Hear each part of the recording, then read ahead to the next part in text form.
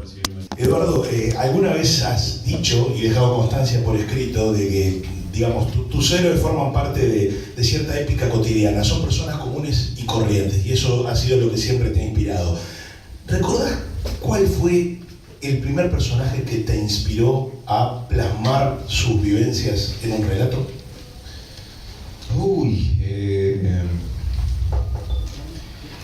Mira, yo creo que la primera inspiración que reconozco, mi infancia estuvo poblada por dos personas que eran muy buenas contando cosas, que fueron mi abuela y mi papá.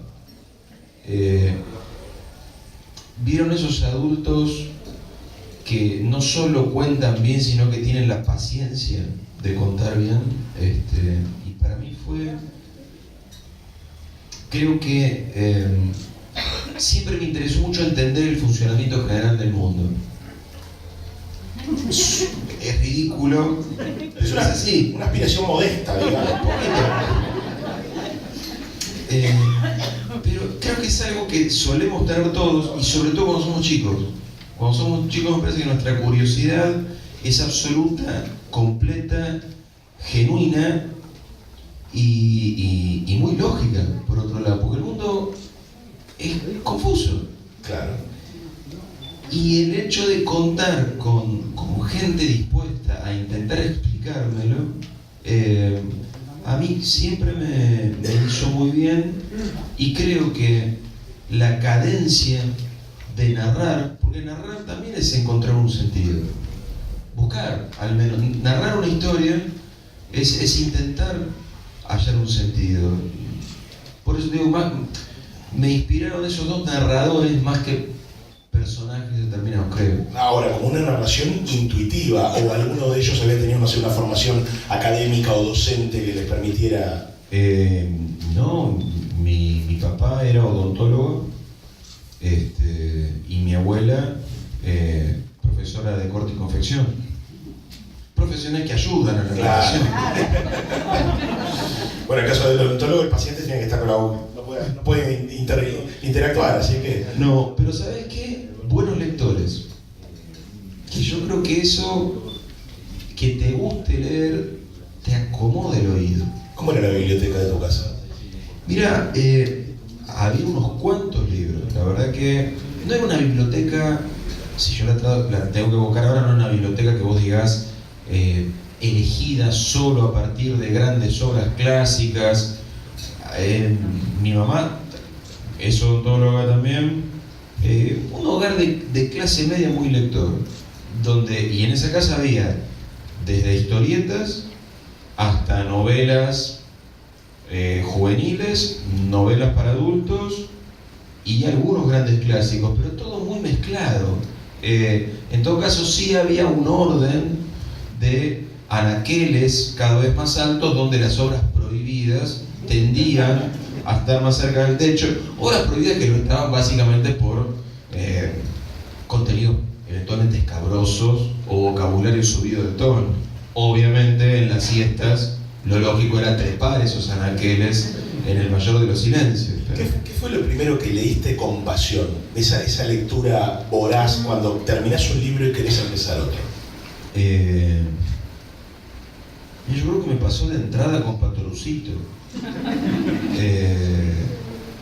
Aprendí a leer, me enseñó mi hermana, una hermana que lleva 7 años, y ella tenía 11 y yo tenía 4. Porque claro, como en casa leían, mi hermano mayor también leía, mis viejos leían, yo con Patorucito me hacía el que leía. Veía los dibujitos y me ponía en una actitud de inventar lo que ahí decía. Entonces mi hermana, supongo que presenciando ese espectáculo patético, dijo, ¿no querés que te enseñe a leer? Obviamente dije que sí. Eso tuvo dos grandes consecuencias. Uno, que aprendí a leer muy rápido. Otra, que mi comportamiento en el jardín de infantes era siniestro. Pero siniestro. Después fui un alumno bueno y tranquilo, pero en el jardín de infantes era un salvaje, porque siempre se me dieron muy mal las manualidades. Y para mí era un montón de gente que estaba haciendo cosas inútiles a mi alrededor. Y mi única respuesta era la violencia. Fue una época dura de mi vida. ¿Y dónde empezaste? La liga fue un infierno. En Castelar, ¿no? En Castelar. Sí, sí, toda la vida ahí. Siempre de provincia. Siempre provincia de Buenos Aires. A mí me gusta aclarar, ¿viste? De Buenos Aires no, provincia de Buenos Aires. Pero se dice que tenemos más en común, incluso con digamos, acá, por lo menos con la zona metropolitana uruguaya. Pero A mí me da la sensación, pero... en fin. ¿Y cine había en Castelar? ¿Había matiné? Por supuesto. De Manhattan a Castelar había cine, teníamos los típicos cines del pueblo que te daban 2 o 3 películas distintas. En Capital, cuando íbamos a Buenos Aires había una película, pero en el Gran Buenos Aires te veías 2 películas por el precio de una. Y las veíamos con la misma voracidad, de nuevo, en el sentido de nos encantaba ir al cine, me encantaba ir al cine, no era que fuera un espectador selecto, pero... O sea, lo que, como si tuvieras una biblioteca, digamos, iba al cine y lo que hubiera... Lo veías. Exactamente, cuando íbamos con mi viejo al cine Los Ángeles, que era un cine de la calle Corrientes, quedaba solo películas de Disney.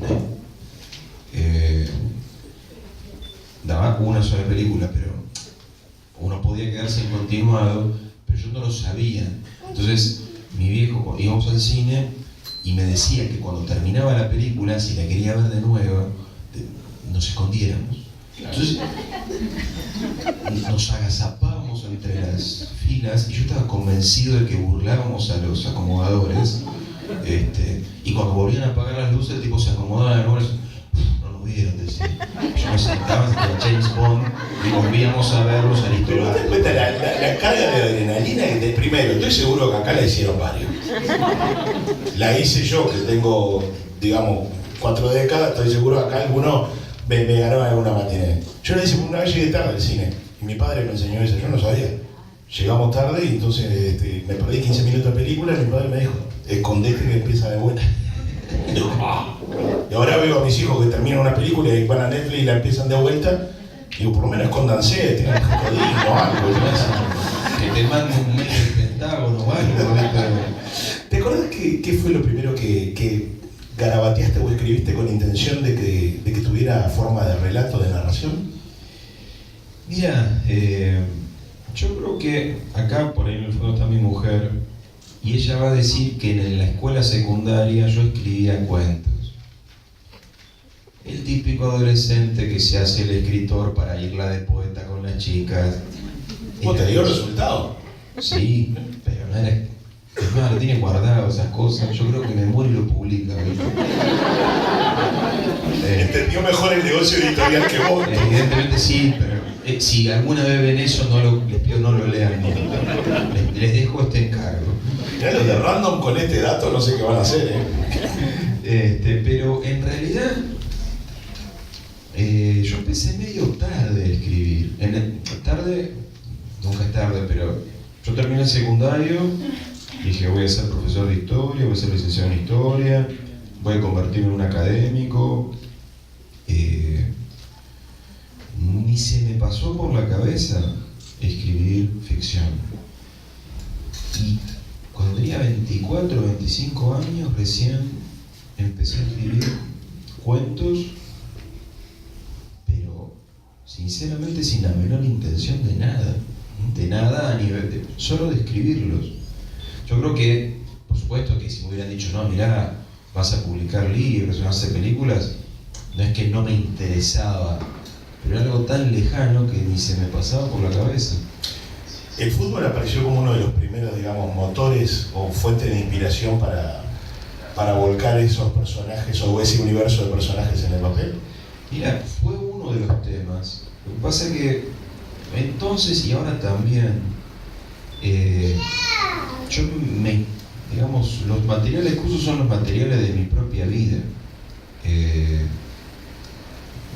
Y en mi propia vida está el fútbol, y en la gente que conozco está lo que sí pasa. Entonces, el fútbol fue uno de esos temas. Lo que pasa que cuando yo tenía 5, 7, 10 cuentos escritos y 3 o 4 hablaban de fútbol, en Buenos Aires estaba arrancando en Radio Continental un programa que se llamó Todo con Afecto, que seguramente aquí en Uruguay algunos lo deben ubicar. Pero con Alejandro A por los sábados a la tarde, que era un programa que buscaba juntar el fútbol con otras cosas, entre esas cosas la literatura.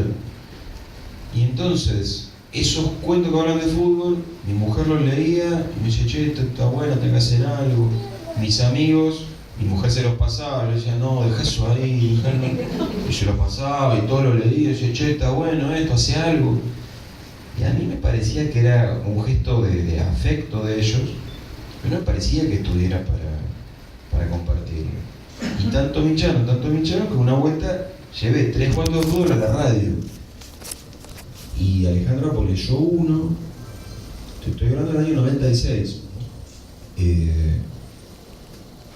eso empezó a crecer, pero empezó a crecer, fíjate, radialmente, no editorialmente. Y aparte yo le tenía tan poca fe, no sé si era poca fe al asunto, pero la verdad no lo quería apurar. Entonces cuando Apple leyó esos cuentos, bueno, genial. Cuando yo tuve otros 2 o 3 cuentos de fútbol, me fui a la radio y en Capital se los volví a dejar en la puerta de la radio. Cuando tenía otros 2, se los dejaba. Me pasé 3 años así. Recién en el 2000 se publicó mi primer libro, que eran todos los cuentos de fútbol que Alejandro Vapo había leído en la radio. Pero claro, lo pude publicar gracias a que Alejandro Vapo los había leído en la radio. Y no solo los pude publicar, ese libro se vendía porque Alejandro Vapo lo leía en la radio. Entonces por eso es como que fue como la locomotora que arrastró felizmente lo que pasó después, el fútbol. Sí, claro, que bueno, puebla bastante de varias etapas de tu obra. El fútbol tiene la figura de los consagrados y tiene la figura de los antihéroes. ¿Qué te llamaba más la atención? Y a mí me llama más la atención los comunes y corrientes, lo que pierden casi siempre, que somos casi todos. Bueno, a lo mejor es una concepción de la vida, pero, viste, palabras como éxito. ¿Quién tiene éxito? O, digamos, ¿qué es tener éxito? ¿Que te salga bien algo? Sí, yo creo que a todos alguna vez algo nos sale bien. Y un montón de veces nos sale mal. Y creo que la literatura tiene mucho más para decir cuando las cosas salen mal y cuando salen bien.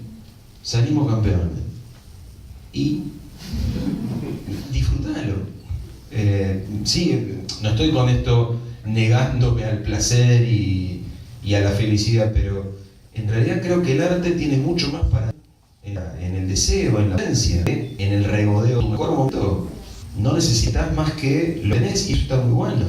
Pero creo que los seres humanos creamos arte justamente por lo que sabemos que nos falta, por las angustias, por lo que nos preocupa, por lo que ya hemos perdido y añoramos.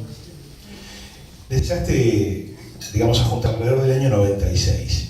Si mal no recuerdo, la carrera cinematográfica de Juan José Campanella arranca en esa misma época, con El mismo amor, la misma lluvia, Ni el tiro del final, sus primeras películas, aunque aquí seguramente se hizo conocido fuertemente a partir del Hijo de la novia. Sí. ¿Qué sentiste, o si en tal caso lo viviste como ese éxito o esa noción de éxito, cuando Juan José Campanella te llama para adaptar un libro tuyo a la pantalla? Mirá, primero pensé que era una broma. Pues pasó así. Juan en los 90 todavía vivía en Estados Unidos. Con deseos de volver a la Argentina, pero con estas dudas de cuando te va bien afuera, con estas cosas que nos pasan en nuestros países, que a lo mejor te va bien afuera y vos querés volver, pero no sabés. Estaba con eso. Hace El mismo amor, la misma lluvia en el 99, por ahí creo. Y en el 2001, un año estupendo en la Argentina, como el 2002 de ustedes. 2000 yo le conté, sacó mi primer libro de cuentos. En 2001 sale mi segundo libro de cuentos. Que eran todos los cuentos que no eran de fútbol. Año 2001, los cuentos no hablaban de fútbol. Ergo, no lo leía nadie en la radio. No se lo vendía a nadie el libro ese. O sea, se imprimieron 3.000 ejemplares, quedaron 3.005 después. Mejor dicho, uno se vendió. Es un libro que se llama Te conozco, Mendizábal. Y Campanella entra a una librería en Buenos Aires, viste cuando recorres las mesas de la librería y lo ve, y dice, me gusta este título, voy a comprar el libro. Mira lo que es el tarro a veces. No, pero es así, o sea, el tipo pasa y se lo compra. Encima Campanella no es futbolero, con lo cual mejora en un punto que lo primero que le da miedo se dan cuentos. Y es como que siente que hablamos un lenguaje en común, que nos interesan los mismos temas. Después se lee Esperando a Tito, que ese sí es el primero de todos los cuentos de fútbol, y se convierte en mi lector. No ni idea. Y empieza a especular, mientras después de hacer El hijo de la novia, que le fue súper bien en Argentina, sí, yo agarro unos cuentos de este tipo, de Sacheri, y el fútbol, el barrio. Pero después se va por el lado de los clubes de barrio en decadencia, en Argentina, y hace Luna de Avellaneda, que no tiene nada que ver conmigo, no sé si lo ubican en esa película. O sea, no es que tomó un texto a mí, simplemente le había quedado ahí como disparador. Pero cuando en 2004 lo estrena, y yo me acuerdo que iba de una escuela a la otra de dar clase y prendo la radio, están entrevistando a Campanella, y la pregunta típica de bueno, esta película, ¿en qué te inspiraste para...? Y Campanella dice, no, me pasa que es un escritor que a mí me gusta mucho, yo me adoro Sacheri. Que se llama como yo, dijiste. No, en realidad pensé que me estaba intoxicando con el monóxido de carbono que largaba el auto, ¿viste? Tipo. Y no era un homónimo porque dice, no, me compré este conozco, y cuenta esto en la radio el tipo. Yo llego a casa y le digo a mi mujer, no sabe lo que escuché. Y al día siguiente me suena el teléfono en casa. Hola, sí, Eduardo Sacheri. Sí, te habla Juan José Campanella. Ah, ¿cómo te va? Así, ¿viste? Y lo cuento siempre, porque era otra vida la mía en ese momento. Agarra, me dice, mira, te quiero invitar a la van premier de Luna Avellaneda porque quiero que alguna vez hagamos algo juntos, si nos conocemos, que tengan que ver la peli. Muy amable, ¿viste? Y bueno, sí. Dice, la semana que viene, ¿estás en Buenos Aires? Me pregunta. Pero viene el tipo ahí, dice, a ver. Sí. Y ahora vos fíjate lo que son los prejuicios que uno tiene. Yo la había visto, El mismo amor, la misma lluvia, El hijo de la novia y Luna de Avellaneda. Y yo estaba muy avanzado en la escritura de La pregunta de sus ojos, luego El secreto de sus ojos. Si te descuidas, es más fácil, en principio, adaptar una novela que adaptar un cuento. Para un largometraje, una cuestión de extensiones. ¿Viste? Un cuento es como que tenés que agrandar mucho para que te dé un largometraje. Estoy simplificando, ¿no? Pero el proceso de la narrativa sería más parecido. Un cortometraje a un cuento, un largometraje a una novela. Entonces, cualquier persona medianamente racional que está escribiendo una novela y se está contactando con un director de fama mundial que dice que le gusta lo que vos escribís, ¿qué haría el escritor medianamente razonable? Dice, che, estoy escribiendo una novela, cuando la termine te la paso, léetela a ver qué te parece. ¿Qué hice yo? Nada. Le digo, no, es una novela muy trágica, muy oscura, tiene un costado humorístico, pero es una novela dura. A Campanella no le va a gustar. Decidí. Y mientras hablamos de hacer algo juntos, los meses siguientes, ni le aviso, publico la novela. Y se la encuentra, se va de Ezeiza, se tiene que ir a Nueva York y la ve en el kiosco diario. Y dice, este tipo no me avisó que publicó una novela y se la compra. Por otro lado, mejor, un ejemplar más vendido se la puede regalar. Y se la compra y me acuerdo de estar en casa, viste, abrir el correo electrónico y remitente Juan José Campanella, asunto, La pregunta de sus ojos, a la flauta. Y abro el mail y dice, hola Edu, estoy conmovido. Y estaba, ¿no? Y igual, ojo, yo se lo cuento así breve, pero para pasó un montón de tiempo hasta que... Está bien, pero siempre se dice que el escritor, una vez que suelta la novela, el libro llega a las librerías, el libro empieza a tener vida propia, digamos. No es que deja de ser suyo, pero hay una parte que ya no le pertenece, ya el libro empieza a hacer su camino. Pero una cosa es el camino que haga en el, digamos, en el círculo más íntimo, en cada lector, y otra cosa es que alguien lo tome con la intención de darle un correlato que además va a ser audiovisual, es decir, le va a poner voz a tus personajes, le va a poner cuerpo, cara, o sea, va a empezar a pintar con todo ese material. Y ahí vos estuviste como autor dispuesto a que, digamos, tus personajes hicieran su camino, o quisiste estar presente a ver cómo lo recorrían. No, la verdad que quise estar. O sea, a mí me pasando, cuando Campanella me dice, yo quiero... Él mismo me ofreció, de hacerlo junto, no es que él lo quería hacer por la de él y yo le insistí. Él mismo en todo momento me ofreció que hiciéramos juntos la adaptación. Pero a mí me daba, por un lado, la imagen feliz era estar sentado en el cine, que terminara la película y pusieran basada.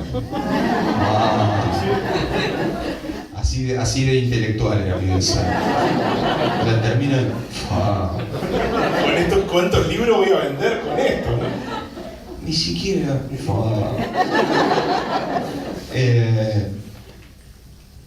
Pero después estaba la contraimagen, que era ver la película, pónganle en la van premier, y que no tuviera nada que ver con mi visión del libro, y decir, uy Dios, ¿qué hicieron con mi libro? ¿Viste? O sea que eran como dos, como un sueño y una pesadilla.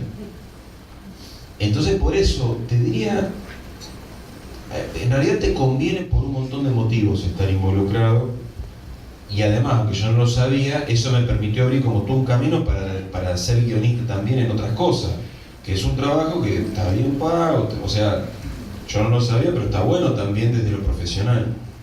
Pero en ese primer momento era más que nada como, che, si yo esto lo vendo, nomás vendo los derechos y me desentiendo, se va a disparar para cualquier lado. Pero claro, es difícil igual, porque dispararse para un lado distinto al tuyo se va a disparar, sí o sí. Pero el asunto es, bueno, que se dispare, pero no tanto. Que se dispare, pero ciertas cosas me las respeten. Antes digamos, de proseguir cronológicamente, me vengo desde el secreto de sus ojos a nuestros días. Hoy por hoy, en la, digamos, nuestra cultura o en el día a día está el recurso, por ejemplo, de la repetición a través de los memes, o de ver un mismo video o un mismo recurso que se hace viral. La película es de 2009, una época, digamos, donde dialogaba tanto lo analógico con lo digital, pero no había esa facilidad de la vuelvo a ver todo el tiempo. ¿Qué sentís vos cuando un diálogo escrito un tiempo antes y filmado en 2009, como el diálogo que mantienen Benjamín con el personaje de Franchella, que se me fue el nombre, con Pablo Sandoval, en el boliche, cuando Pablo Sandoval empieza, amparado en los demás parroquianos, a explicarle que un hombre puede perder todo menos la pasión? Y ese diálogo he corroborado que hay gente que lo sabe de memoria, gente que lo tiene presente esa escena del secreto de sus ojos, es incluso la escena previa a esa realmente proeza cinematográfica que es toda la persecución en la cancha de Huracán, en la cancha de Huracán. ¿Qué sentís cuando algo que generaste hace tanto tiempo, la gente se lo apropia a ese nivel? De saberse la escena, diálogo a diálogo, de saber y esperar el remate de la frase de Sandoval. Mirá, es raro. Yo te puedo decir, sí, es lindo, es hermoso, pero es raro. Además es raro. ¿Y sabes qué es raro? También que así como el director se apropia del libro a su manera, los espectadores también se apropian de la película a su manera. ¿Por qué te digo esto? Porque la mayoría de la gente, esa escena la siente de un modo diferente al que se la siento yo. En general, uno se topa con él, te metes en YouTube, pones uno no puede cambiar de pasión, pum, y te va a salir 50 cortes de YouTube que vos podés ver ese pedazo, que es el remate de la escena. Claro. Que es donde ese personaje dice, uno puede cambiar de todo, de cara, de casa, de religión, de Dios, pero hay una cosa que no puede cambiar de pasión, que tiene como una cosa celebratoria. Hay casi como una arenga vinculada con la pasión, ese pedacito de la escena. Pero en realidad, cuando la pensamos esa escena y cuando la escribí, yo pienso la pasión como una cárcel, como una prisión. Ojo que pasión, la palabra pasión viene de padecimiento. Y la escena arranca no con ellos rodeados de los otros parroquianos del bar, sino arranca con ellos en una mesa. Están sentados y lo que empieza diciendo el personaje de Francella es: ¿sabe qué pasa, Benjamín? No pescamos por dónde venía este tema, o hay algo que no estamos tomando. Mírame a mí, dice él. Soy un tipo joven, Darín le pone cara de guay, más o menos. Tengo una mujer que me quiere, tengo un buen trabajo, y sin embargo, y habla de su alcoholismo. Y mira vos,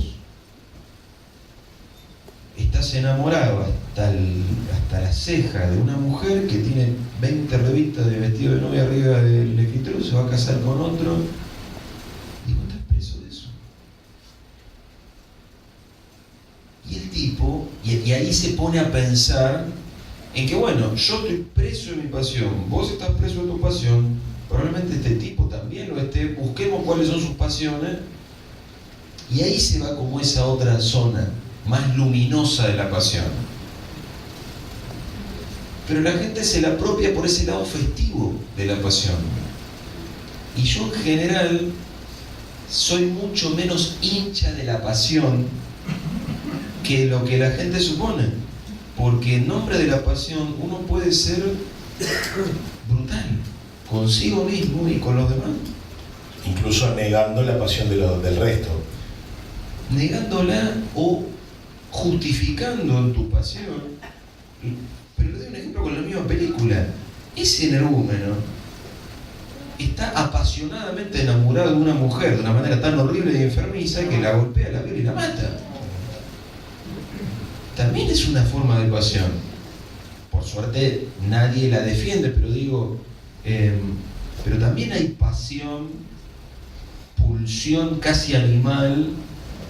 Yo creo que prefiero pensarnos como una mezcla a los seres humanos entre somos eso, pero también somos un bocho que piensa.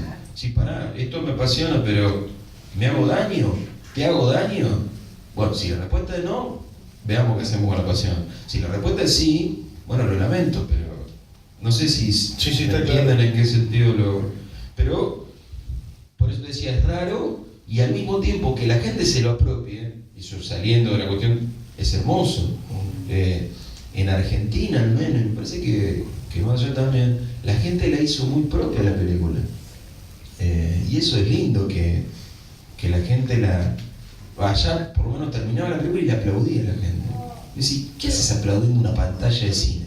Porque una cosa es aplaudir a actores de teatro que te están escuchando, y otra cosa es aplaudir una pantalla. Lo que pasa, y ahí meto una cuña personal también, por mi formación cinéfila, hay una cosa muy liberadora en el aplauso del final de la película.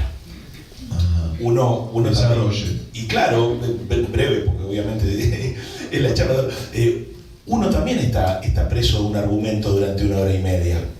Uno también va a dejar ir a los personajes que formaron parte de uno en una sala en penumbras, donde uno puede estar rodeado de un montón de gente y a la vez puede estar muy solo. Y en el momento que corren los créditos y aparece él basado en...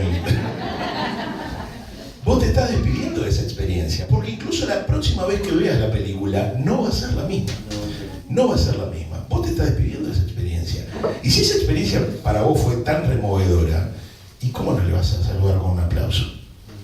al menos tiendo a pensar, porque hay gente que se ríe y dice, mira que esta manga de boludo están aplaudiendo una pantalla. Yo aplaudí, para generar alrededor. No, la fui a ver como 5 o 6 veces. Y siempre arrancabas el aplauso vos. Yo decía, bravo, que viene tu tipo. ¿De quién es la novela? Decía. ¿Dónde estará la venta? El secreto de sus ojos, el público se la apropia, pero además tiene esa legitimación que le da el reconocimiento desde afuera. En términos de la analogía futbolística, ganar el Oscar a una película de lengua extranjera, era el segundo Oscar para Argentina después de la historia oficial, y se vive también como si uno fuera a ganar un partido a cancha ajena. Ahora bien, eso es súper gratificante, me imagino emocionante en muchos niveles. A la hora de volver a escribir, ¿te condicionaba el saber que tus personajes ya habían tenido, por ejemplo, cara, vestuario y demás? ¿Volviste a escribir pensando, bueno, esto puede tener forma de lo que sea, o ya pensabas, esto eventualmente puede ser otra película? Mira, conscientemente, no.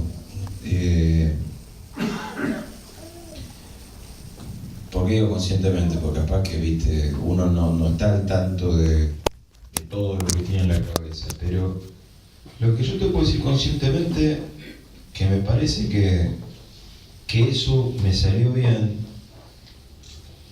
es no esperar, o sea, es tan raro que pase todo eso que pasó, que ya está. O sea, si vos vas a seguir, vos haces un trabajo que te gustaba hacer, o te hizo bien, lo que sea, y pum, creció hasta un Oscar. Depende de tu trabajo, digamos, ¿sos responsable de eso que pasó? Un poquito. Hay un montón de cosas que pasaron que no tenían que ver con vos y que terminaron allá lejos en esa cosa. Yo creo que me quedó claro que yo me tenía que concentrar en el primer paso. Y lo que volviera a pasar después, si tiene que pasar que pase, y si no tiene que pasar que no pase. Porque si no, capaz que corres el riesgo de volverte un amargado también. O sea, si no, esto salió bárbaro y la próxima vez tiene que salir igual. Muy difícil. No estoy hablando del Oscar. Escribir otra novela y que la quieran llevar al cine. Si pasa está buenísimo, o sea, no quiero que lo interpreten como que me da lo mismo, no es que me dé lo mismo, me encanta que pase. Pero, y de hecho, la novela que viene después la que escribo después de El secreto de sus ojos, es Papeles en el viento, que es una novela mucho más chiquita en cuanto a, no hay una tragedia policial, ni está la historia argentina reciente por detrás. Algo más cotidiano, de cercanía. Cotidiano y mucho más cercano a mi vida. Porque todo lo que pasó con El secreto de sus ojos fue así como un viento enorme en mi vida. En cuanto a que te conociera más gente, que te hicieran un montón de entrevistas, que tus libros empezaran a viajar por el mundo, que vos empezaras a viajar, bueno, no estaba en mis cálculos y era raro. Vuelvo con esto de raro, ¿no? Y yo no sé, me iba semana de mi casa y yo no tenía ganas. En un punto era re interesante, pero en otro punto yo armé mi vida para ver crecer a mis hijos, no para estar en la otra punta del mundo. Entonces esa novela es como volver a mi pueblo, mi club, porque son hinchas independientes como soy yo, el fútbol, uno es profesor en una escuela secundaria, y fue como, volver a casa de alguna manera. Claro, como una declaración de principios de cuál es la vida que a mí me interesa, en el fondo.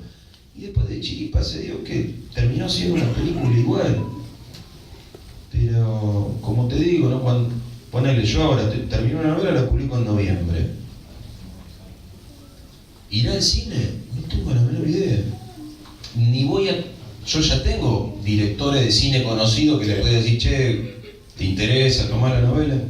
Y no, porque le tiene que gustar a esa persona.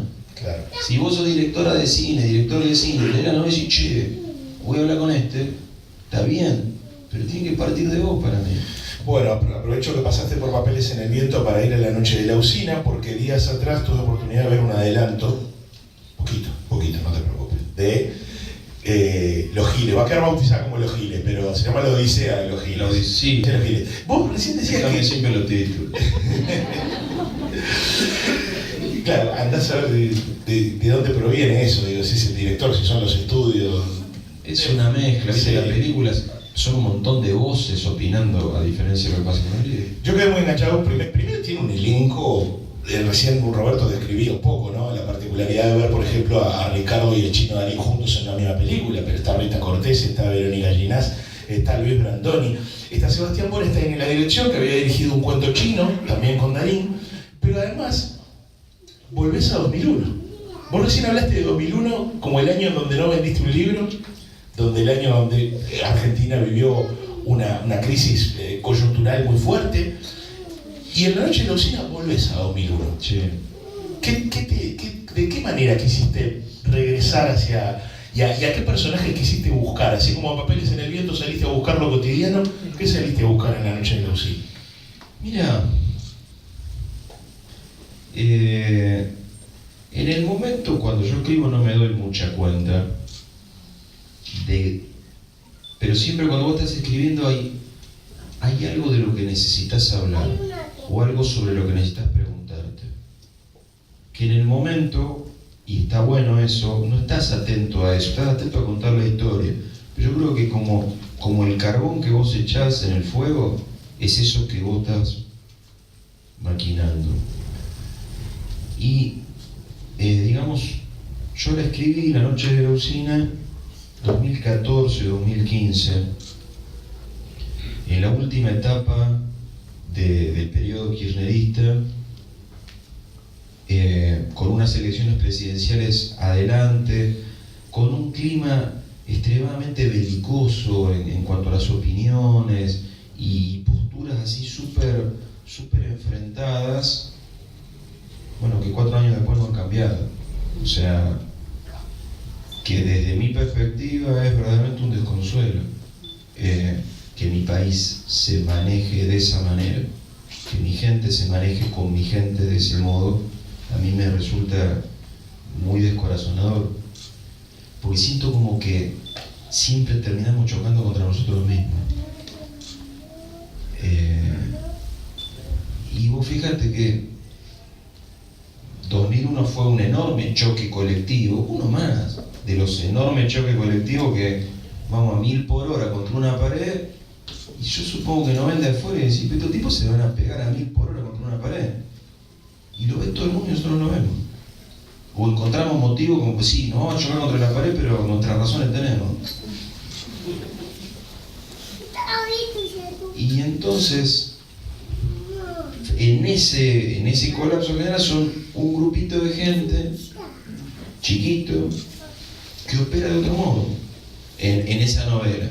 Es una novela donde en medio del colapso del 2001 es un grupito de gente de un pueblo que los estafan, no más allá de lo de corralito o no corralito, los estafan aprovechándose en el contexto del corralito, pero los tipos conocen a que los estafan y se terminan encontrando que los estafaron y terminan con el dato de ese tipo tiene la guita guardada en el medio del campo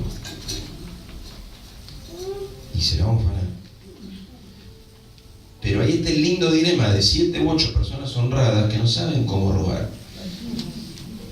porque en general en las películas de género, que es todo un género, la película de atraco son un género en sí mismo. Es un género en sí mismo, ¿viste? Vos tenés la banda de especialistas, que está el que maneja auto que parece de Fórmula 1. Que despliega el mapa y dice, acá está la bóveda. Claro, sí, ¿dónde sacan mi mapa? Tiene el mapa, cualquier gente tiene el mapa ahí. Y después está el que se mete en los sistemas para parar la alarma. Entonces vos te pensás, bueno, son 6 o 7 de un pueblo que uno tiene una estación de servicio de vencijada, uno tiene una gomería, 2 son torneros de una fábrica. ¿Cómo hacemos? Yo creo que lo que hay de fondo en esa historia es un deseo que yo sé irrealizable en mi país, que es 7 u 8 personas colaborando en hacer algo. Bueno, Y no lo digo en chiste, pero lo digo desde lo más absoluto desconsuelo. pero pará, porque con la película se va a estrenar creo que en agosto o en septiembre. 15 de agosto. 15 de agosto. En Argentina, 15 de agosto. Sí, acá también, llega a la misma fecha. Por favor, me van al cine, al final dice, basada. No se pierdan esa, no se vayan a ir antes de que aparezca. Aplaudo. Bueno, pero en este momento está en cartel El cuento de las comadrejas, la nueva película de Juan José Campanella.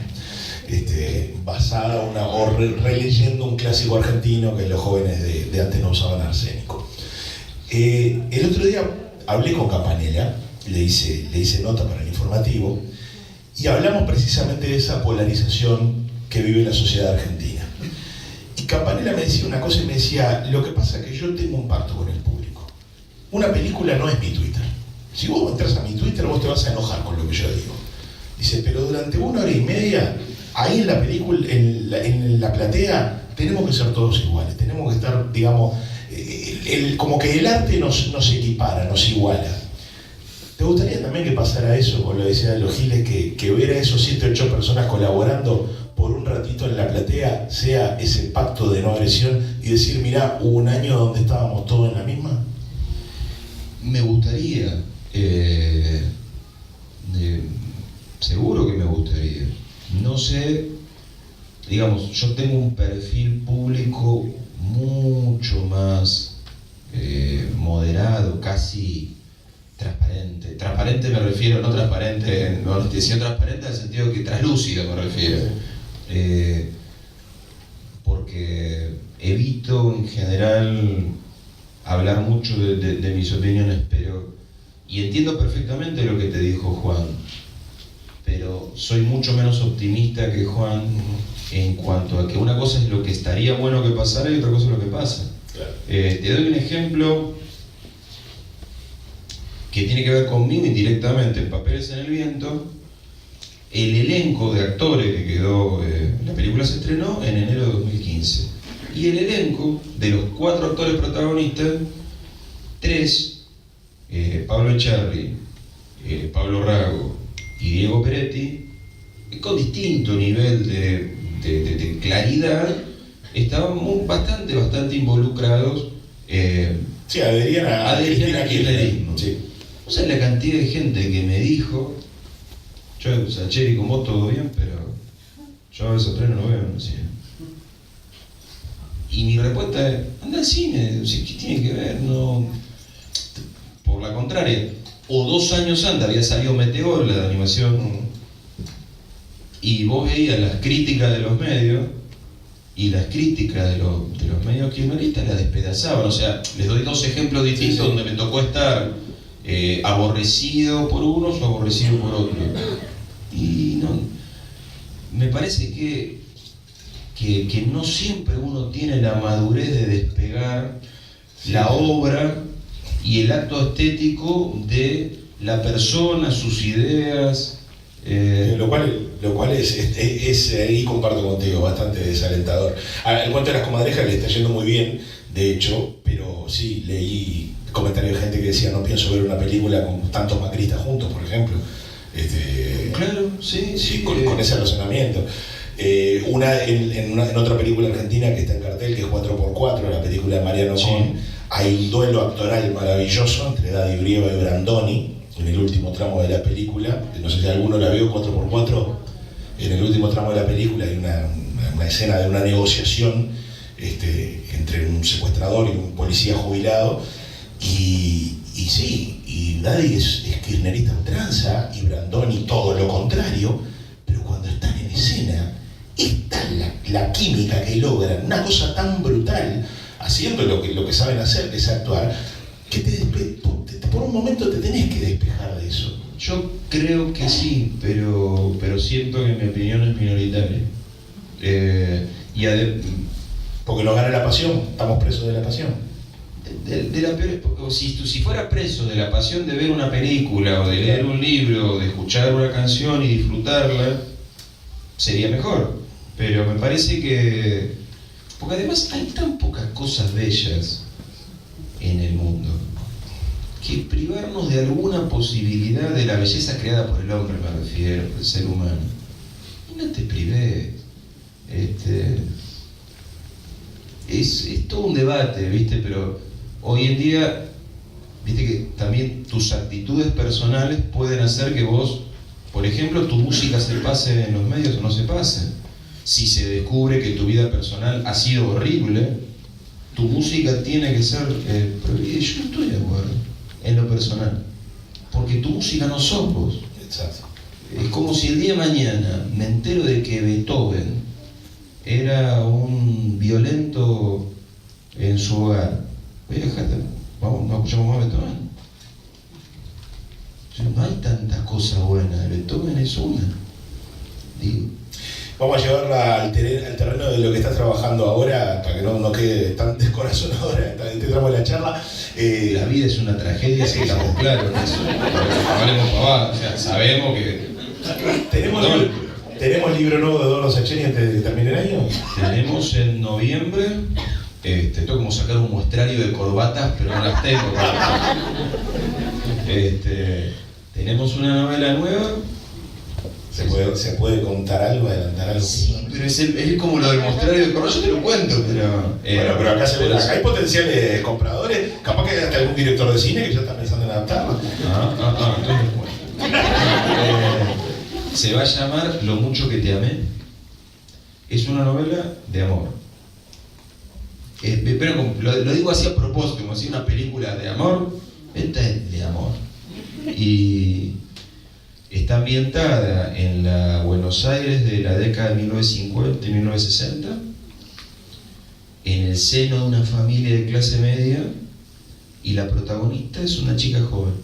Y la narradora es esta, o sea, es una novela narrada en una primera persona femenina que me dio bastante laburo. ¿Estás todavía porque no soy ni joven ni femenina. ¿Estás todavía en qué fase estás de la novela? Ya está. Ya está. Terminada, listo, no la quiero ver más. No, porque te pasa con la corrección de... Sí. Hay un momento que corregís, y un momento que decís, no quiero nunca más ver esto. ¿Cómo fue darle vida a una mujer joven de clase media siendo un profesor de historia o de literatura? De historia. Mirá, fue una experiencia linda en este sentido. Yo tuve una crianza en un punto muy femenina, porque en mi casa, sobre todo mi papá murió cuando yo tenía 10 años, mi hermano mayor ya era bastante grande. Entonces yo me crié con mi abuela, mi vieja, mi tía, mi hermana y mis primas. Fuerte. Había momentos, ya desde los 8, 9, hasta los 15, 16, sus voces eran... No, pero en serio lo digo, o sea... eran como el rum de construcción de mundo, totalmente distinto a mi perspectiva de chico, varón, pero sin embargo creo que me enriqueció muchísimo esas maneras de entender el mundo y de entender los sentimientos. No quiero ser estereotipador en estos tiempos que atravesamos, pero siempre he tendido a pensar que las mujeres que me han rodeado, al menos no quiero generalizar, han sido mucho más complejas que los hombres que me han rodeado, incluyéndome. Y esa complejidad me resulta sumamente atractiva. Entonces yo me doy cuenta que mi protagonista es de la generación de mi vieja, y su madre de la generación de mi abuela. Y sus hermanas son como mi tía Pirucha. O sea, les estás tirando un puente, una línea para traerlas de vuelta. Y en un punto sí, y además, en mi casa de niños siempre se hablaba mucho de política, y mi familia era extremadamente antiperonista. que en general, literariamente, cinematográficamente, es mucho más visitado el peronismo que el antiperonismo. Yo dije, espera, casi todos estos son antiperonistas, porque me interesaba reconstruir su visión del mundo, y en todo caso que haya un antagonista, tampoco van todos por el mismo lado, pero me gustaba como estas periferias de los distintos eran ellos, en todo caso. Los distintos me refiero a los menos visitados, sí. Y entonces... Es pueblo divergente en determinada sociedad, ¿no? Digo, cuando sabes que estás en minoría. Y me parece que estaba bueno hacer todo eso. Te la va a pedir Campanella, seguro. ¿Cómo decir? No sé, no, la verdad que no lo pienso, pero por eso te decía antes, la verdad que no. Y yo ahora estoy empezando otra novela y es otra novela. No se me ocurren guiones. O sea, yo siento que si uno que sabe de cine viene y me dice, che, vamos a hacer algo con tu libro, charlémoslo. Pero es como si el mundo del cine fuera una casa linda, grande, espaciosa, con pileta, parrilla, que quede un amigo tuyo y te invita. Y vos sabés que la vas a pasar bien, pero no es tu casa. O sea, ¿te gusta que te inviten? Te encanta que te inviten. ¿La pasás bien? La pasás genial. Pero después te querés ir a dormir a tu casa. Bueno, no hicimos ninguna marcación de tiempo relativo a la charla, pero charlando con Sacheri pasa lo mismo que en los libros y en las películas. Se acaba de ir 1 hora, reloj, y parece que hubiese pasado 15 minutos. ¿No les pasa algo de eso? No sé si tenemos ya otra actividad, si hay que ir cerrando, si hacemos pijama party. No sé. ¿Cuánto? La gente, 10 más pide la gente. Che, ¿qué tiempo de descuento? 10 minutos. Fueron 3 cambios por equipo, dame 4 minutos. No. 10 minutos. ¿Para que me tiro el piso? Y sin rotar ni al conductor ni a nada. Lo mismo que empezamos el partido. 10 minutos. Desde el público, ¿a alguien le gustaría formular alguna pregunta, alguna interrogante para Eduardo? 5, a ver, por décimas de segundo, vamos primero con la señora y me voy a arrimar. Pedimos el bar. Y ya voy para ahí. Buenas noches. ¿Cómo es su nombre? ¿Qué tal? Mariela. Mariela, quería preguntarte, yo honestamente no leí El secreto de tus ojos, La pregunta de tus ojos, vi la película, pero leí y releí hoy Te conozco, Mendizábal, y el cuento del hombre es el germen de esa novela, o no tiene nada que ver, porque es muy parecido. Mirá, lo que pasó, a mí esa historia, la del secreto de sus ojos, la pregunta de sus ojos, se me ocurrió cuando era muy joven. Trabajaba en un juzgado criminal de Capital Federal mientras estudiaba historia y ni se me plantea por la cabeza ser escritor. Pero se me ocurrió el germen. Cuando digo el germen es la jaula en un galpón en el medio del campo, un tipo adentro, un tipo afuera, el tipo afuera le da de comer al tipo adentro. Esa fue la primera imagen que me vino. Cuando me puse a escribir, yo empecé escribiendo cuentos.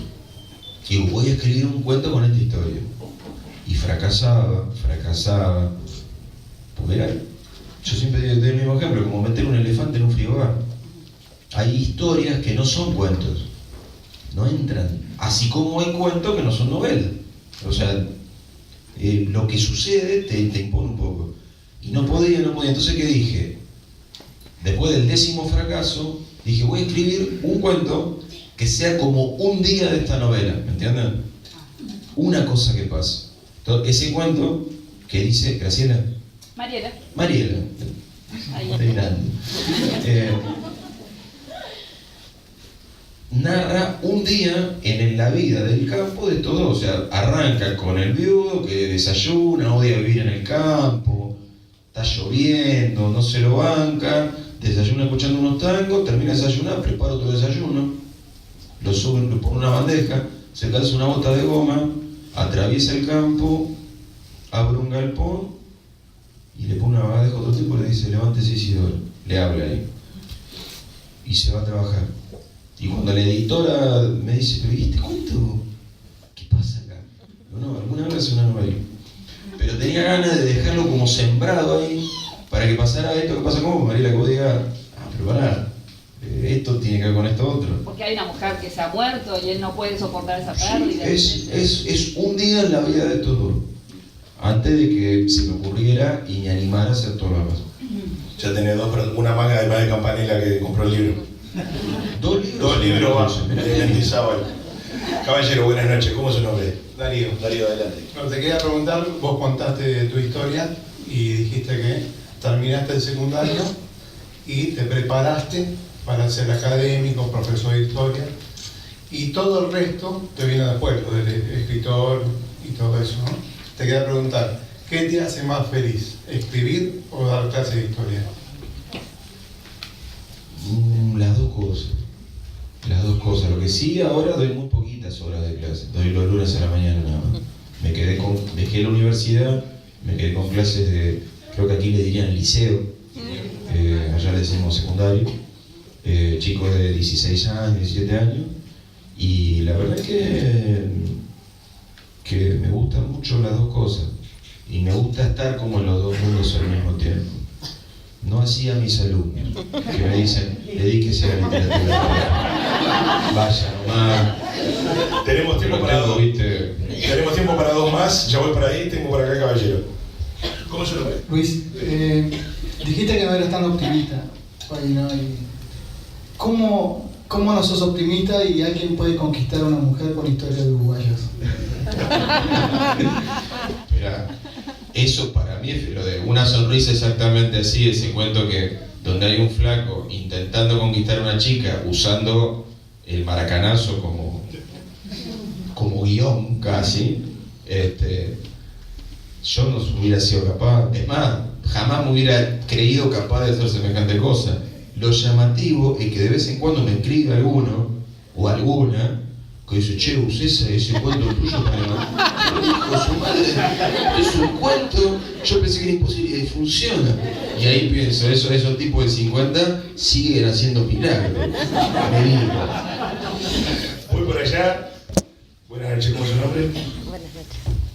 Buenas noches, soy Danisa. Estoy pensando en la escena del accidente de la noche de la usina, que me parece magistral, creo que la leí sin respirar, sin latir. ¿Cómo es tu proceso de escritura cuando vas a contar algo que mucha gente puede sentirse identificado, que le haya pasado algo tan cercano? Mira,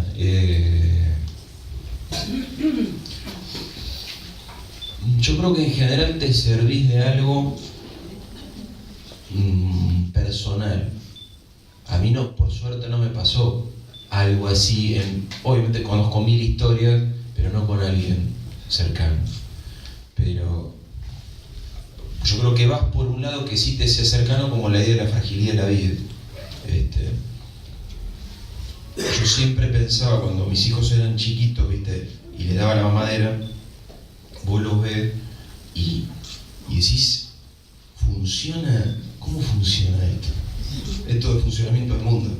O sea, están vivos y tiene que pasar un montón de cosas y para que estén vivos. Y vos fíjate que la base de ese capítulo es un poco esa reflexión, ¿viste? De todo lo que puede salir mal. Vuelvo a la cuestión del no optimismo. Pero por ese lado, ¿viste? Yo creo que necesitas encontrar algo que para vos signifique, aunque para el lector encuentre otro fuego distinto, la nafta la tenés que encontrar en tu propia vida, aunque sea como de costado, me parece. Tengo un par más por acá, ¿cómo es tu nombre? Bueno, adelante. Esperando a Tito, hola. Buzo de River, ¿te la has puesto vos? Sí. Hincha de River. Acabo de ganar la Recopa. Déjame. No, está bien. Un momento de pasión. Esperando a Tito fue como el primer acercamiento ahí que tuve con vos, y hay un cuentito que me hizo llorar abundante, que es el cuadro de Raulito, que es sumamente emocionante. ¿En qué vos, cómo está tu historia ahí vinculada a ese cuento? ¿De dónde salió? Mira, les contamos ahora más un cuento que tiene que ver con esto de cómo heredás o no al cuadro de tu padre.